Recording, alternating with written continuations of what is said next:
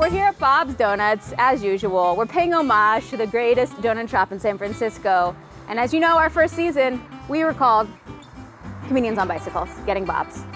But we've evolved. And on our first episode of Spokes and Folks, we're on some spokes. I have some great folks. We have Jay and Michael of Scenic Routes. We're gonna check out their shop. It's new.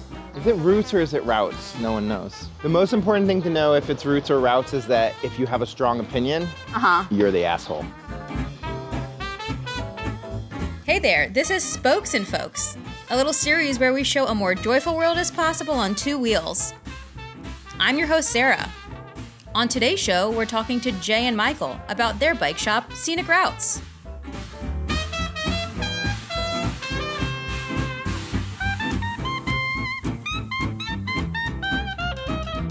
And why'd you choose Inner Richmond for your new bike shop? So close to the park, we feel like there's a lot of sort of, action happening over there in sort of car-free spaces. It's such a great place to live car-free, with the car-free JFK being so close. It was my first neighborhood. My first apartment was in 1999 at 9th in California. How much furniture did you have in that apartment? I didn't own anything. Wow, just a bag and a dream. And look at him now, bike shop owner extraordinaire. The bike shop, the bicycle community center, why does that dichotomy matter to y'all? As much as we love our local bike shops and have had great experiences with them over time, they've never felt as like especially welcoming places. We just really wanted it to be a lively space that felt like you could stay in for a while. And just sort of like learn by osmosis and by questions and by sort of just like being around cool, smart people who know what you want to know. Because that's just the way to be cooler, is to surround yourself with smart, cool people who know the things you want to know. So what's been the hardest thing about opening the shop? Money. Money. It's just money. There's a reason that bike shops don't do this. Yeah. And it's because the boot of capitalism has us on our fucking knees. Yeah. And they have to be like, come on, let's go, let's go. They don't have time to invite you back behind the shop. Yeah. And teach you how to fix a flat. It is not cost effective. Yeah. We're hoping to combat that through our membership program. We have some membership tiers where you can subscribe or become a member of the shop and pay us a monthly fee ranging from $13 to $100 a month based on your needs and how much funds you have available to throw around to burn. Mm-hmm. And we use that money to like have a sustainable business because of our members, because we have this kind of base. We know that when we come into work, the rent's paid. Yeah, yeah. We can spend an hour fixing something that probably would have been thrown away. Yeah. Or we can spend 45 minutes explaining something to someone so they have a better understanding of their bike. Look, we're almost at the bike shop. So we are gonna pull in, and you know what? I have a couple things that I wanna check out on my bike. I want y'all to see the shop, and we'll keep hanging out with Jay and Michael in just a minute here. Well, we're in Scenic Routes, Scenic Routes. Again, the dichotomy, we're feeling it out. And the shop is just getting ready to open this morning. Of course, Jay and Michael are here, but a very special person is also here. Her name is Kat. She's amazing. She's building a wheel. Did you know that you build wheels for bikes? You probably knew that. I mean, something has to happen. Kat, tell us about what you're doing. So this is a tiny wheel. As you can see, it's a 20-inch wheel for a cargo fork, just like the bike that we built for Sarah, which gives it all the room for the basket. So I've laced this wheel. What does lacing mean? Like your shoes? So you have to take each spoke and thread it through the hub flange and then affix it to the rim wall with a spoke nipple. Cats and nipples. So what I'm doing now is I just lubed all the spoke threads.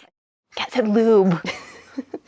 Yeah, you gotta lube the nipples and then you bring them up to a uniform depth of thread and then you slowly bring the whole wheel up to tension. How did you get involved with Scenic Routes and bicycling in general? What's your origin story here?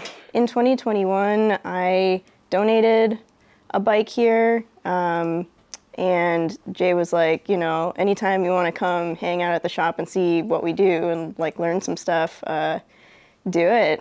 I don't know if he thought that I was actually going to take him up on that, but I did show up about 6 months later, and then he couldn't get rid of me. So we're back at the bike shop here with these two fine folks. And as I mentioned, or as I want to know a little bit more about the setup, what types of stuff you've had here, and what do you hope to see in this space?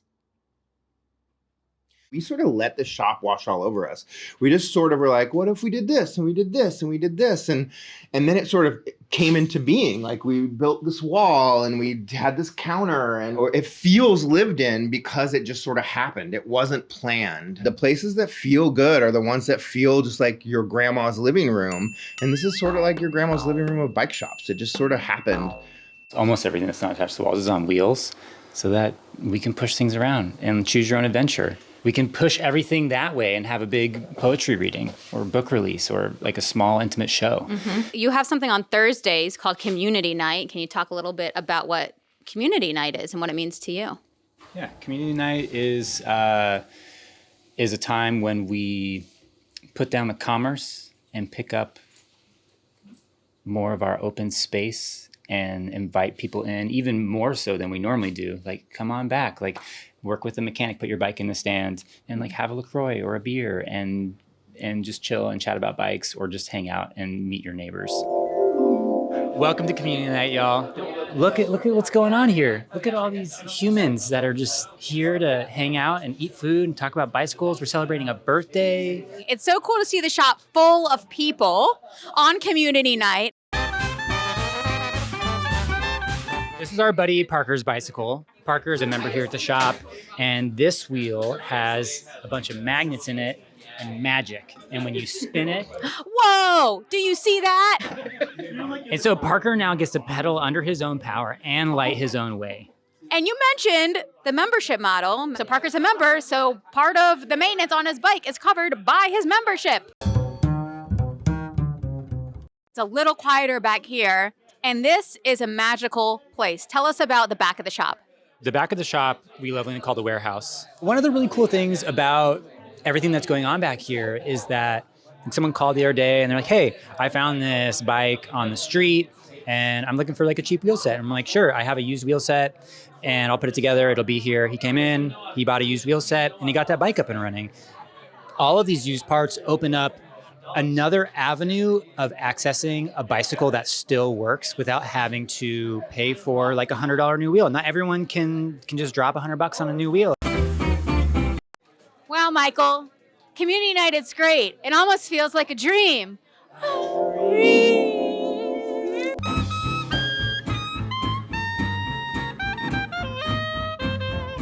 This is a box of spokes. Okay. But I have even better things. Okay, just... When I was in bike school, You went to bike school? we built. All right, this episode could get real long real quick. I brought home 10,000 spokes from. Whoa! So if you ever need some spokes for like as props, you let me know. I will, and also CrossFit happening right now. Okay, wrap it up. Thank you both for spoken and foken with me this morning. Whoa. Keep it Christian here.